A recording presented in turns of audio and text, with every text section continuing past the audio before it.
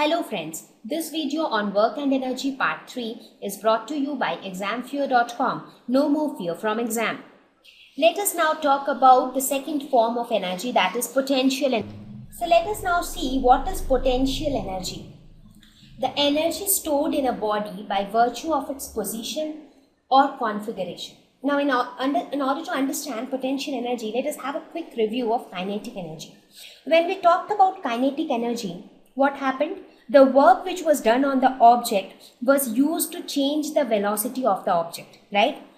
But either to make a stationary body move or to change the velocity of a moving body, right? That is what was happening in case of kinetic energy. But in case of potential energy, whatever work is done on the body is stored in the body. Now, in what form it will get stored, that again depends. So, the energy which is stored in a body by virtue of its position or configuration. So, you will understand it better when I take some of the examples. Let us look at the example of a toy car.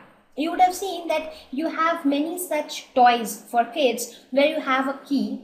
You first wind the key of the car, you wind the key, and then when you leave it, after that the car moves. So that means when you are actually winding the key, you are doing some work. Some work is done on the object.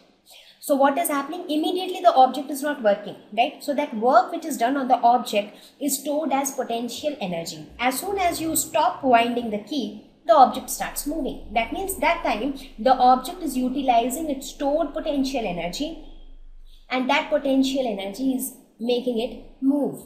Right? So the energy which is stored in the body by virtue of its position or configuration. Let us look at some of the examples of potential energy. When I talk by virtue of position, let us take the example of a roller coaster ride. What happens when you are at the top? When you are at this top, this height, by virtue of the position of the object, since the object is at such a height, the object possesses some energy. So that energy is known as potential energy, which is by virtue of position of the object. Now, as soon as this object starts falling down, the potential energy gets converted into kinetic energy because now the object started moving, right? When we talk about configuration, we can take the example of the bow and the arrow. What happens? First, you actually stretch the bow and arrow. So when you are actually stretching the bow and arrow, you are doing some work, and that work is getting stored in the object.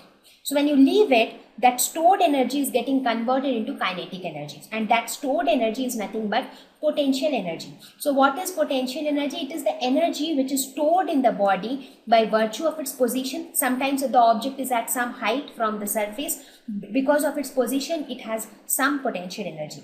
Similarly, sometimes it has position because of the shape of the object, that is the configuration of the object.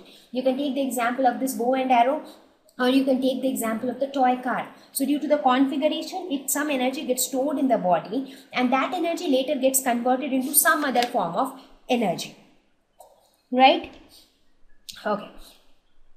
So this is again a scalar quantity. We really don't need any direction to define potential energy. It is generally denoted by EP. So like kinetic energy, we had EK. So for potential energy, we have EP. So the mathematical expression for potential energy, like for kinetic energy, we had half mv square. For potential energy, we have mgh, where m is the mass of the body, g is acceleration due to gravity, and h is height of the object. So this is the potential energy of an object by virtue of its position. SI unit is again joule, because this is also a form of energy. So now we will concentrate only on the mathematical expression of potential energy by virtue of its position. So let us try to derive this expression. Potential energy is equal to mgh. From where do we get this expression? Let us suppose we have an object. Let us say again we have a ball of mass m which is taken to a height h from the ground. Let's suppose this building is of height h, the height of this building is h, and we have somehow taken this ball to the top of the building. Okay, so now this object which is stored at this height has gravitational potential energy. Why it has potential energy? Because of its position, which is h from the ground. And why it is gravitational potential energy? Because the gravitational pull of the earth at every moment is exerting some force on this object and is trying to attract it. Correct? Now, in order to take this object to the top of the building, some force would have been needed. I mean, the object would not have gone by magic to the top of the building. In order to make it reach the top of the building, some force would have been applied.